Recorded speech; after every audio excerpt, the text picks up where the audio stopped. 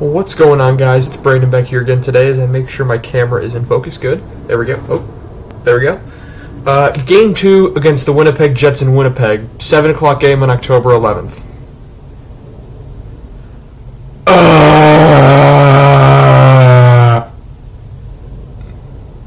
That's basically my only description of the game.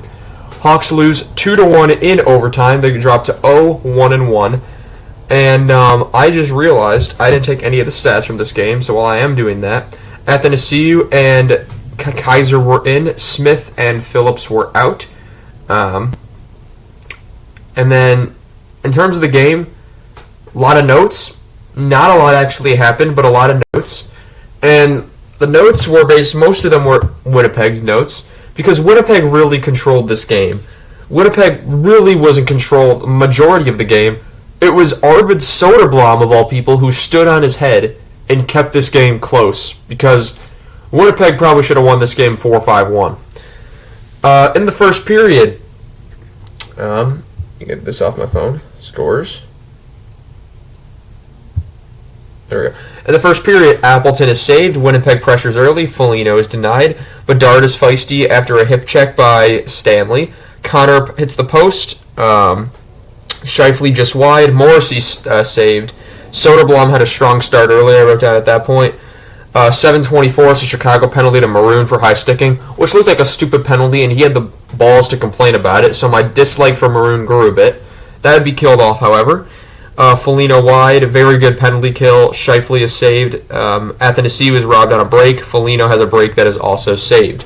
We then go to the second period, where Velarde hits the post. Kupari is saved. Winnipeg pressures once again. 13:07. It's a Chicago penalty to Murphy for cross-checking, which would be killed. Velarde is denied. Nemestikov is absolutely robbed. Hall just shoots wide. 9:44. It's a Winnipeg penalty to DeMello for high sticking. Maroon, I'd argue, dived after the hit. He did look like he was trying to sell it by just a little bit. So that was 2 strikes against Maroon. However, at 3:08, or no, Hall just wide. Maroon has a stuff that's saved. Vlasic and Donato is saved. Vlasic then hits the post.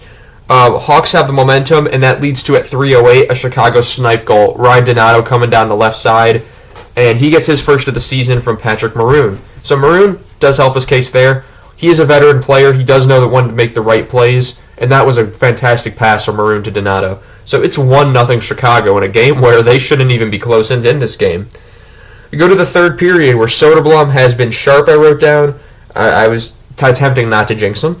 Sandberg and Scheifele are both saved. Perfetti is saved. Athanasiou and Kurashev are both saved. Connor and Velarde are both denied. And let's see here. Hawks have jump. Everything was cleared, however. Foligno is robbed. Scheifele just wide. Scheifele had a lot of chances. So what happened at the end of the game was coming. Brody was playing excellent D. I thought Brody had an excellent game. He was right where he needed to be at the exact moments, and that comes off a pretty rough game he had with Utah where he was pretty much invisible and he wasn't making the right plays. Brody had a really good game, I will say. Athanasiou, what a move by Athanasiou. If he scored this would have been on highlight reels for a while. And but that's, however, saved because Connor Hellebuck is in net on the other end. Jones and Kurashev are both saved. Iafallo was robbed. Appleton is saved. Niederreiter is saved. Pionk hits the post. Ehlers has a chance that's saved. 1:29, Hellebuck is pulled, and there's a timeout. 1:04, Winnipeg scores on the rebound. And it's Mark Scheifele with his second of the season from Ehlers to make it 1-1. The last second chance then is saved by Soderblom, and we're going to overtime. Teravainen is saved early. Winnipeg comes back down the ice. 4:22. It's a one-timer goal from Mark Scheifele with his second of the game, third of the season from Connor and Morrissey to make it 2-1 Winnipeg. So the Hawks, they pick up a point in a game they really shouldn't have, but they were winning until the last minute of the third period. And those are the losses that hurt the most because when you look back at a season, and if you're I'm not saying the Hawks will be close to a playoff spot, but if they were in a playoff hunt, you're going to look back at those games and say, if we pulled that off, we had at one point, we're in a much better position than we are otherwise. For the Winnipeg Jets, they came off a 6-0 victory against Edmonton. That's who the Hawks play next. So the Hawks gave them a bit more run for their money than Edmonton did. However, my MVP of this game goes to Arvid Soderblom. He played absolutely out of his mind, and Hellebuyck was also very good too on the other end, so I shouldn't say that. So shots were 35-26 in favor of Winnipeg as I'm writing these down. Hits were 17-13 in favor of Chicago. Faceoffs 38-22 in favor of Winnipeg, so pretty big differential there. Power plays, Chicago goes 0 for 1, Winnipeg goes 0 for 2. And then to get the goaltending stats, Soderblom saves 33 out of 35. That's probably one of his best games as a Hawk. And then Winnipeg's goes, Hellebuyck saves 25 out of 26. So there we go. I want to thank you all so much for watching this BFR. Tonight, Hawks play in Edmonton at 9 o'clock. It's another 9 o'clock game.